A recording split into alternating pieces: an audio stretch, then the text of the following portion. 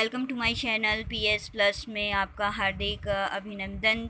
आज हम तर्क भाषा लेकर के आए हैं और आज करण पर हम काफ़ी ज़्यादा डिस्कशन करेंगे। सो लेट्स सी करणम किम लक्षणम।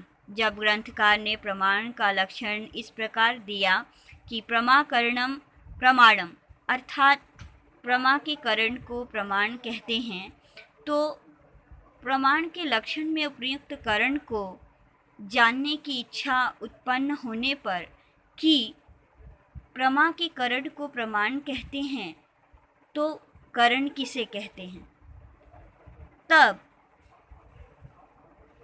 ग्रंथकार ने करण का लक्षण इस प्रकार दिया। साधकतम करणम, अतिशय साधक करण कहलाता है। अर्थात अतिशय क्या हुआ? किसी कार्य का सर्वोत्कृष्ट कारण ही करण कहलाता है। इतना ही नहीं, इस ग्रंथ के कुछ अन्य टीकाकारों ने करण के समरूप को अन्य प्रकार से स्पष्ट करने का प्रयास किया है। करण शब्द की एक प्रसिद्ध परिभाषा भी उपलब्ध होती है। व्यापारवद असाधारणम कारणम करणम, अर्थात व्यापार से प्रयुक्त असाधारण कारण ही करण कहा जाता है या कहलाता है। यदि करण के लक्षण में व्यापारवद पद ही रखा जाता तो इसकी अतिव्याप्ति घट के सामान्य कारण काल आदि में होने लग जाती। अतः इस प्रकार की कोई अतिव्याप्ति न हो, इसीलिए व्यापार वद के असाधारण कारण को ही जोड़ा गया। और यदि करण के लक्षण में केवल असाधारण कारण ही पद रखा जाता तो इसकी अतिव्याप्ति का कार्य आदि में होने लगता।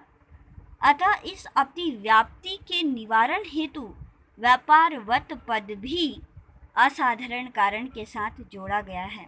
अब कुछ नोट्स देख लीजिए जिससे कि आपके काफ़ी ज़्यादा अच्छे मार्क्स बनते हैं कि तर्क भाषा में अवान्तर व्यापार का लक्षण कुछ इस प्रकार से दिया गया है।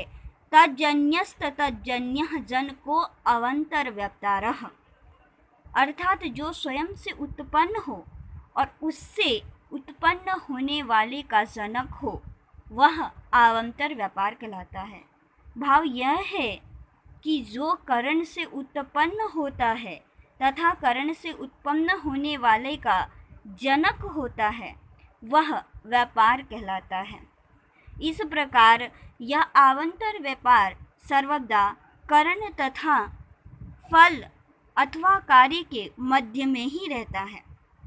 आपको इतनी बातें समझ में नहीं आ रही होंगी तो एक लाइन में हम इसे कह सकते हैं कि अवान्तर व्यापार हम उसे कहते हैं जो फल का जनक हो, जो कार्य के मध्य में हो।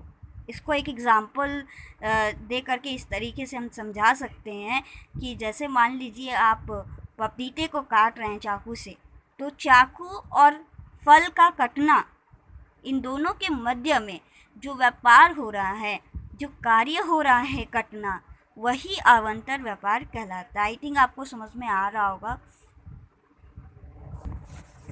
कार्य के मध्य में ही रहता है, इसीलिए इसे केवल व्यापार भी कहते हैं।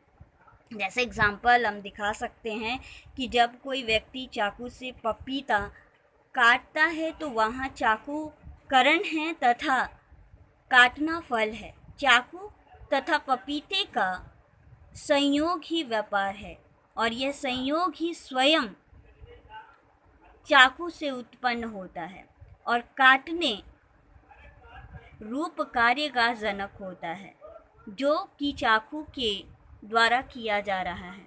अतः इस प्रकार कहा जा सकता है कि करण के होने पर ही कार्य की उत्पत्ति हुआ करती है। इसीलिए करण के समरूप का वर्णन करते हुए यह भी कहा गया है कि